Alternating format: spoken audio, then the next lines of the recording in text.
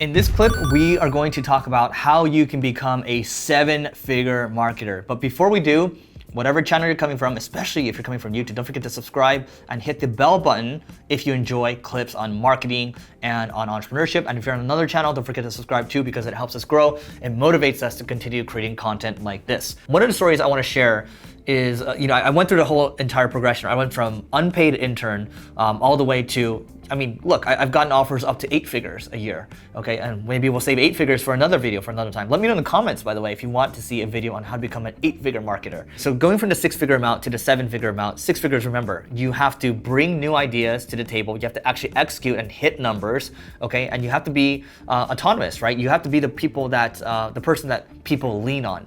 That's what gets you to the 6-figure amount. The company that ended up taking over, actually single grain, so we actually dropped all the way down to 1 employee. And at the time, I was thinking about tapping out because my accounting firm called and said, hey, it might be time to shut the company down. And that was the moment.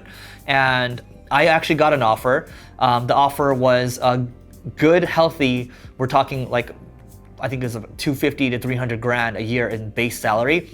And then if you add in the bonuses as well, it was actually going up to 7 figures a year. I've been offered 7-figure in terms of base as well. But what you have to do is this. You have to be good at learning how to delegate. So now it no longer matters how good you are. Because I used to think, being a 5-figure, a 6-figure marketer, I'm really good at marketing. I'm learning all the time. Like I have a freaking podcast called Marketing School, right? I'm teaching this stuff. I enjoy teaching this stuff because it holds me accountable to continue to get better and better over time. But that doesn't matter as much. You have to actually take your learning ability now into figuring out how you can become a good leader. Oh, what? But I thought this was about marketing. It is about marketing. A good marketer knows how to learn. And if you want the ultimate marketing skill, it's actually hiring, recruiting, and retaining people. That to me is the ultimate form of marketing. You want to talk about culture, company culture, employee branding. That's all marketing to me. The better you are at, let's say you put yourself out there, right? Like you're creating content all the time. You've kind of got yourself a personal brand. So if you got yourself a personal brand, you should have no issue, for the most part, getting some people to rally around you.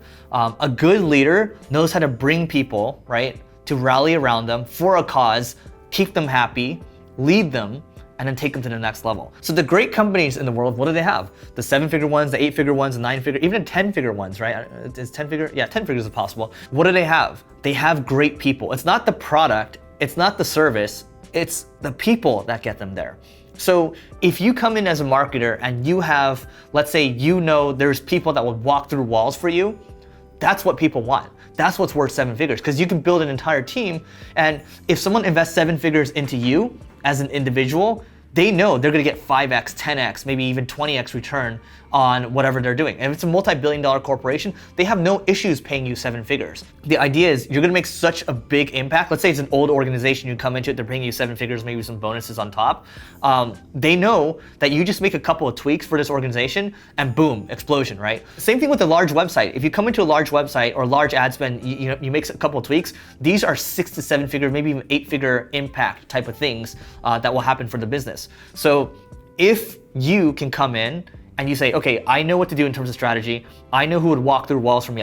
They would immediately come over to the company. That's worth its weight in gold. Because these people, let's say it's a legacy company, or maybe even a company that's been struggling with marketing for a while. You come in, you got new ideas, you got the Rolodex of people, you know where to take things. They don't know where to take things. All they know how to do is hold you accountable to numbers.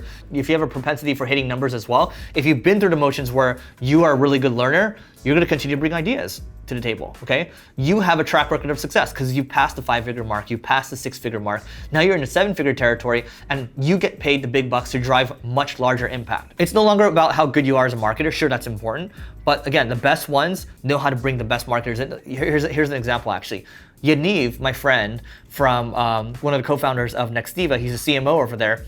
He has a propensity for looking for the best marketers, because the older we get, the less likely we can be the best marketers out there. There's people that are actively practicing the craft every day. He needs to focus on the higher level business issues.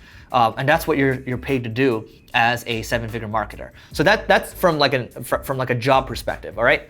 Now, Let's say you want to be an entrepreneur. Let's say you want to do your own thing. Well, I know a lot of seven-figure marketers out there that are, let's say they're running, courses.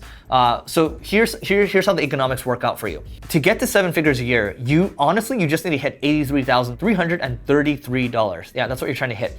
Every single month you hit that. And if you back that out, let's say you're selling a course for $1,000, okay? You sell a course for $1,000, you only need to sell 83 of those per month. How do you do that? Well, you can run paid advertising, you can use your affiliate relationships, but you've already leveled up from 5 to 6 figures or so. You got some money saved up. Maybe you put 5, 10, 20 grand into ads, maybe you save some of that money, you put this course together, and then you start scaling it, you start getting a return on ad spend where if you spend, you spend a certain amount of money, let's say you spend 20 grand, you'll get 40 grand back.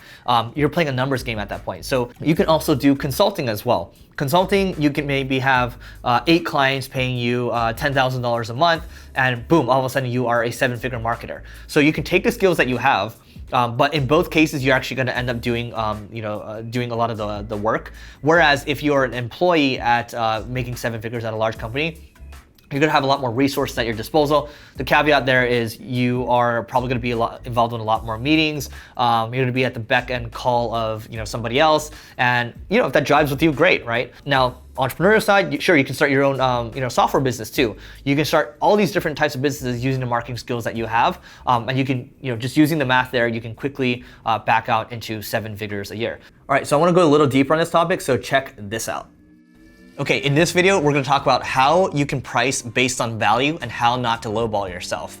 So here's the first thing. A lot of people, when you're focused on building an agency, people focus on charging by the hour. This is a huge mistake. So you're basically saying, okay, my time's worth this amount per hour. And working hourly sucks. It doesn't make sense. You can't really gain leverage that way. And still a lot of agencies do that and they charge a really big amount. But for you in the very beginning, you have to charge based on value. If you generate $1 million in sales, why shouldn't you make a percentage on that? If you generate 1 million and you're paid a couple $100s for that, well, that's okay. The other business just got a lot of leverage over you. So for you, you have to be making sure that you're watching your back all the time, and you have to focus on pricing based on value. So here's an example of what you can do.